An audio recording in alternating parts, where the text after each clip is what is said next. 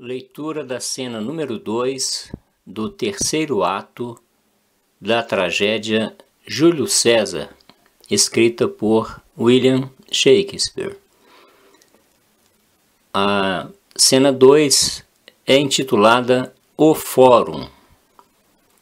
Então, como já vimos na análise anterior a essa leitura dramática, há uma multidão, um grande número de romanos numa praça pública, esperando a chegada de Brutus para que ele apresente a essa massa as razões pelas quais matou César. A cena recebe o nome O Fórum exatamente porque ali naquele momento se dava um debate, uma exposição pública, um conjunto de argumentos e os seus respectivos contra-argumentos. Então, como eu sou um só leitor, nós não teremos aqui a diferença de vozes para caracterizar cada um dos personagens, de maneira que eu vou, antes da fala de cada um, dizer qual é o personagem que fala.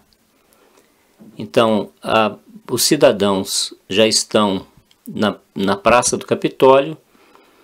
Brutus e Cássio entram, sobem a escadaria do Capitólio e o povo fica embaixo gritando o seguinte: queremos que nos seja dada uma explicação, dai-nos explicação.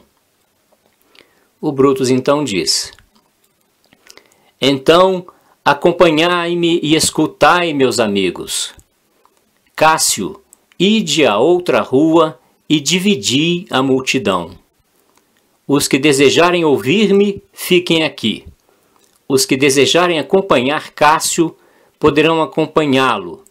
Serão expostas publicamente as razões da morte de César. Aí o primeiro cidadão grita: eu ouvirei Brutus falar. O segundo: eu ouvirei Cássio, e assim poderemos comparar-lhes as opiniões quando tivermos ouvido separadamente um e outro. Nesse momento, o Cássio sai, levando consigo uma parte desses cidadãos, e Brutus então vai à tribuna. O terceiro cidadão grita: o nobre Brutus já está na tribuna, silêncio! Então fala Brutus: sede pacientes até o fim. Romanos, compatriotas e amigos, escutai-me defender minha causa e guardai silêncio para que possais ouvir-me. Acreditai-me por minha honra e respeitai minha honra para que possais acreditar-me. Julgai-me com vossa sabedoria e avivai vossos sentidos para que possais ser melhores juízes. Se houver nesta assembleia algum amigo caro a César, digo-lhe que o afeto de Brutus por César não era menor do que o dele. Se então esse amigo perguntar por que Brutus se levantou contra César, esta é minha resposta: não que amasse menos César, porém porque amava mais Roma. Preferiríeis que César vivesse e morresseis todos escravos, a César morresse e vivesseis todos livres? César gostava de mim e eu choro por ele. Ele foi afortunado, eu me alegro. Foi valente, eu o venero. Mas como foi ambicioso, eu o matei. Há lágrimas para sua amizade, júbilo para sua fortuna, honra para seu valor e morte para sua ambição. Quem é aqui tão vil que deseje ser escravo? Se alguém existir, que fale, porque eu o ofendi. Quem é aqui tão estúpido que não queira ser romano? Se existir, que fale, porque eu o ofendi. Quem é aqui tão baixo que não ame sua pátria. Se existir, que fale, porque eu o ofendi matando César. Espero uma resposta. Aí, nesse momento, todos os cidadãos gritam: não há, Brutus, não há! E o Brutus retoma: então, não ofendi ninguém. Nada mais fiz com César do que teríeis feito com Brutus. Os motivos da morte dele estão registrados no Capitólio.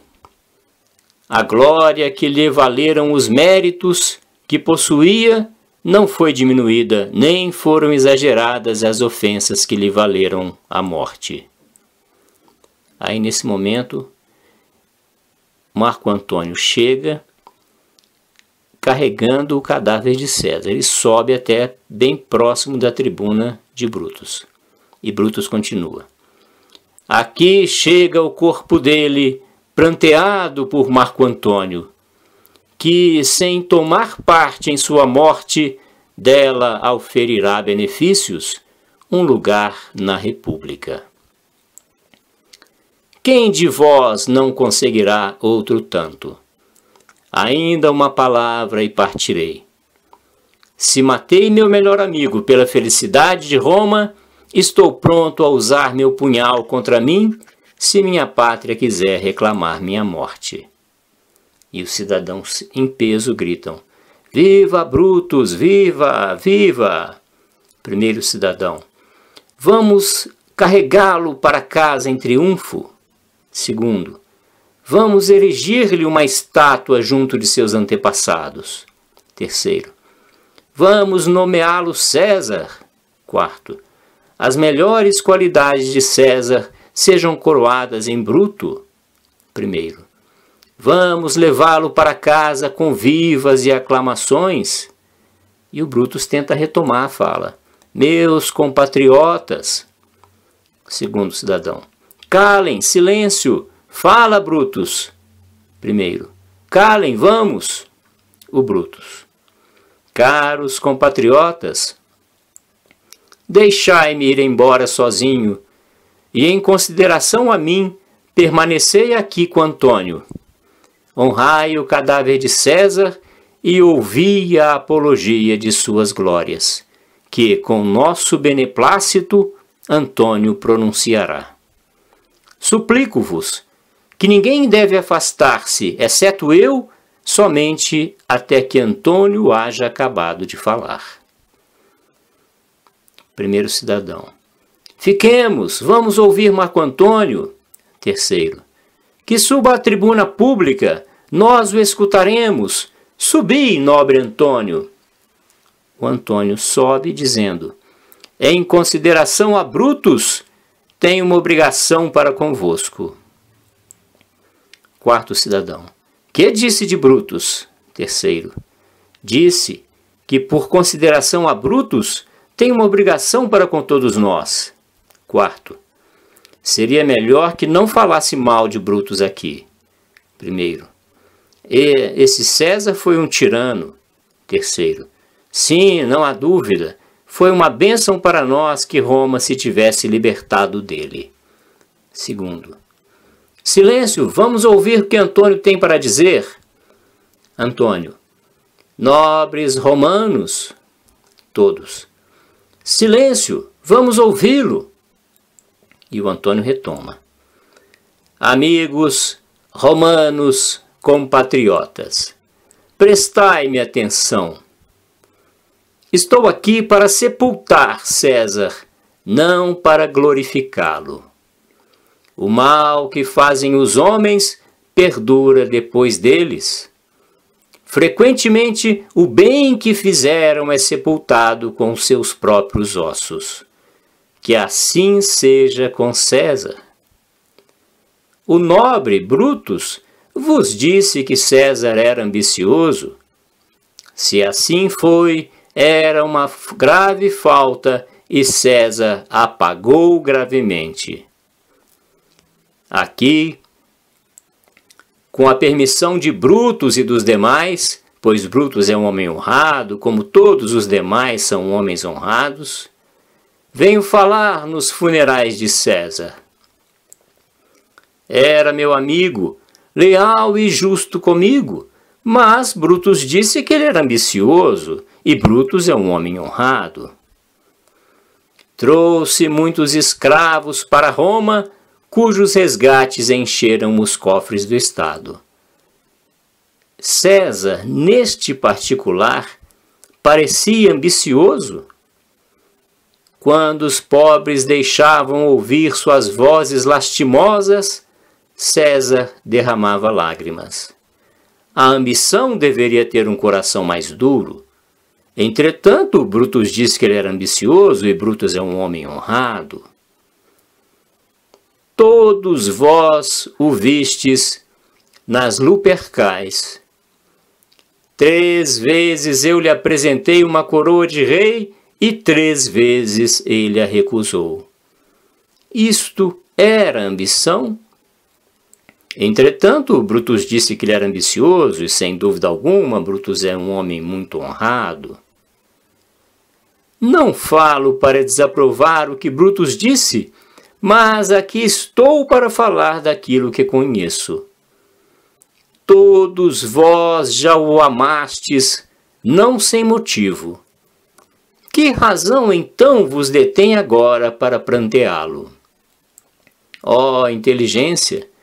Fugiste para os irracionais, pois os homens perderam o juízo.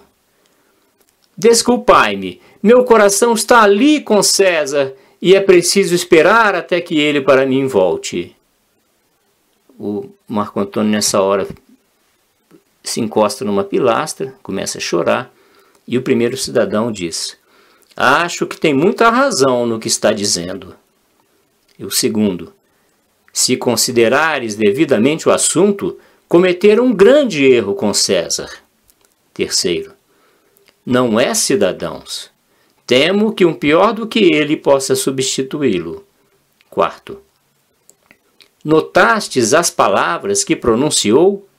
Não quis aceitar a coroa, portanto, não há dúvida de que não fosse ambicioso. Primeiro: se for exato, alguns terão que pagar caro. Segundo: pobre coitado, está com os olhos vermelhos como fogo de tanto chorar. Terceiro: não existe homem mais nobre em Roma do que Antônio. Quarto: vamos observá-lo agora, está recomeçando a falar. Aí o Antônio retoma: ainda ontem, a palavra de César podia ser mais forte do que o universo. Agora, ali ele jaz, e ninguém, mesmo que seja o mais miserável possível, não lhe presta uma só homenagem.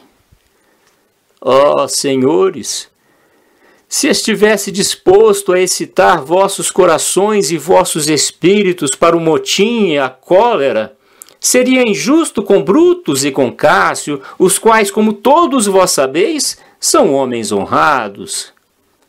Não quero ser injusto com eles, prefiro ser injusto com o morto, comigo e convosco, a ser injusto com homens tão honrados. Mas aqui está um pergaminho com o selo de César. Eu o encontrei no gabinete dele, são as suas últimas vontades. Ouça somente o povo este testamento, embora desculpai-me, eu não pretenda lê-lo, e irá beijar as feridas de César morto, mergulhando os lenços em seu sangue sagrado. Mendigará um cabelo de César como relíquia sagrada, e quando morrer, o mencionará nos testamentos para transmiti-lo como preciosa herança para sua descendência. Aí o quarto cidadão grita: queremos ouvir o testamento, lede o testamento, Marco Antônio. Aí todos gritam: o testamento, queremos ouvir o testamento de César. E o Antônio retoma: sede pacientes, amáveis amigos, não devo lê-lo. Não é conveniente que saibais o quanto César vos amava. Não sois de madeira, não sois de pedra, Mas sois humanos, e sendo homens, ao ouvirdes o testamento de César, ficareis inflamados, ficareis enlouquecidos. Não é bom que saibais que vós sois o herdeiro dele. Se vós o soubesseis, que poderia acontecer? Aí o quarto cidadão grita: lede o testamento, queremos ouvi-lo, Antônio. É preciso que leiais o testamento de César. E o Antônio fala: tereis paciência, esperareis um pouco. Fui longe demais contando-vos isto. Temo ser injusto com os homens honrados, cujos punhais feriram César. É o que temo. E aí o quarto cidadão grita: são traidores, isso sim, homens honrados. E aí todos: sua última vontade, o testamento. São covardes, assassinos, o testamento. Lede o testamento, Antônio. E o Antônio fala: quereis compelir-me então a ler o testamento?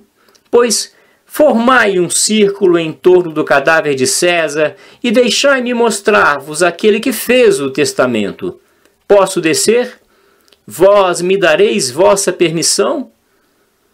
Damos, segundo cidadão. Descei, Antônio. Terceiro: estais autorizado. Quarto: formai um círculo, colocai-vos em volta. Primeiro cidadão: não vos aproximeis do ataúde, não vos aproximeis do corpo. E o segundo: lugar para Antônio, para o nobilíssimo Antônio.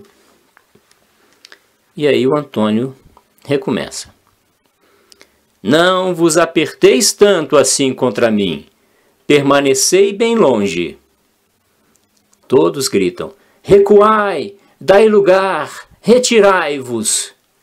E o Antônio retoma a fala, só que a partir deste momento ele insere enorme quantidade de adjetivos ao discurso. Os adjetivos, obviamente, dão um caráter muito subjetivo e emocional para o discurso. Ele continua: se tiverdes lágrimas, preparai-vos agora para derramá-las. Todos vós conheceis este manto.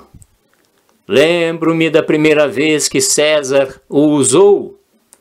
Era uma tarde de verão dentro da tenda, no dia em que venceu os nervios. Olhai, por este lugar penetrou o punhal de Cássio. Vede que rasgão abriu o invejoso Casca. Por este, o bem-amado Brutus o feriu, e ao retirar o maldito aço, observai como o sangue de César parece que se lançou atrás dele, como se quisesse certificar-se de que era ou não Brutus quem tão desumanamente abria a porta. Porque Brutus, como sabeis, era o anjo de César. Julgai, ó deuses, com que ternura César o amava. Esse foi o mais cruel de todos os golpes, pois quando o nobre César viu que ele o feria, a ingratidão, mais poderosa do que os braços dos traidores, venceu-o completamente. Então, estalou seu poderoso coração, e cobrindo o rosto com o manto, o grande César caiu aos pés da estátua de Pompeu, onde o sangue não parava de jorrar. Oh, que queda foi aquela, meus compatriotas! Naquele momento, eu, vós e todos caímos, enquanto triunfava sobre nós a traição sangrenta. Oh, estáis chorando agora, e percebo que sentis a marca da piedade. São lágrimas generosas, almas bondosas. Por que chorais, quando só vistes ainda as feridas do manto de César? Olhai, aqui está o próprio César, como estáis vendo, desfigurado pelos traidores. Aí os cidadãos dizem, separadamente: ó, lamentável espetáculo! Ó nobre César, ó dia calamitoso! Traidores, bandidos, ó visão sangrenta! Seremos vingados! Vingança! Vamos, procuremos, queimemos, matemos, degolemos! Não deixemos que nenhum traidor fique vivo! E o Antônio tenta retomar. Esperai, compatriotas. Primeiro cidadão. Silêncio! Escutai o nobre Antônio. Segundo. Nós o escutaremos, nós o seguiremos, nós morreremos com ele. E aí o Antônio retoma. Bons amigos, amáveis amigos, não me deixeis excitar-vos com esta repentina explosão de revolta. Aqueles que consumaram este ato são homens honrados. Quais eram as queixas secretas que tinham para fazê-lo? Ai, é o que ignoro. Eles são sensatos e honrados, e sem dúvida apresentarão a todos vós as razões que possuíam. Não vim aqui, meus amigos, para roubar vossos corações. Não sou orador como Brutus, mas, como todos vós sabeis, sou um homem franco e simples que amava seu amigo, e isso sabem perfeitamente bem os que me deram publicamente licença para falar a respeito dele. Não tenho espírito, nem palavra, nem mérito, nem ação, nem eloquência, nem o poder da palavra capazes de excitar o sangue dos homens. Falo muito claramente e só vos digo o que todos vós já conheceis. Estou mostrando as feridas do bondoso César, pobres, pobres bocas mudas, e peço-lhes que falem por mim. Se eu fosse Brutus, e se Brutus fosse Antônio, esse Antônio perturbaria a serenidade de vossos espíritos e colocaria uma língua em cada uma das feridas de César, capaz de comover e levantar em motim até as pedras de Roma. Aí todos gritam. Nós nos revoltaremos. Primeiro. Incendiemos a casa de Brutus. Terceiro. Vamos então, vinde. Vamos procurar os conspiradores. Antônio.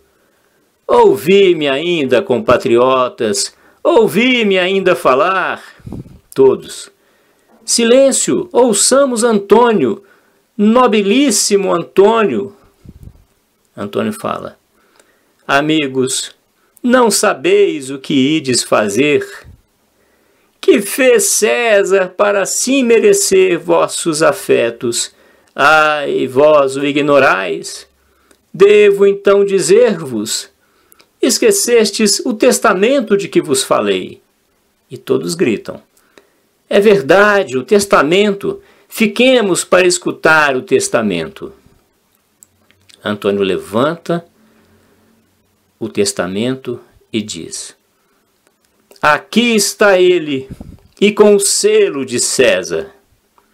A cada cidadão romano, a cada homem individualmente, ele deixa 75 moedas de ouro. Segundo cidadão. Nobilíssimo César, vingaremos a morte dele. Terceiro. Ó Régio César. E o Antônio. Ouvi-me com paciência. Aí todos gritam. Silêncio. E o Antônio recomeça. Além disto, ele vos deixa todos os seus passeios, seus jardins privados, seus pomares recém-plantados deste lado do rio Tibre. Deixa-os perpetuamente para todos vós e para vossos herdeiros, como parques públicos, para que possais passear e divertir-vos. Aqui estava um César, quando aparecerá outro? E o primeiro cidadão grita, nunca, nunca, vinde, vamos embora. Queimemos o corpo dele em lugar sagrado e com as tochas incendiaremos as casas dos traidores. Levantai o corpo. O segundo. Ide procurar fogo. Terceiro, derrubai os bancos. O quarto, derrubai as arquibancadas, as janelas e tudo. E aí sai a turma de cidadãos, ficam o Marco Antônio e o cadáver de César. Marco Antônio olha para o céu como se ele estivesse vendo a deusa da discórdia e diz assim, fala a última frase: deixemos agora que o veneno faça seu efeito. Discórdia, já estás de pé, toma o caminho que quiseres.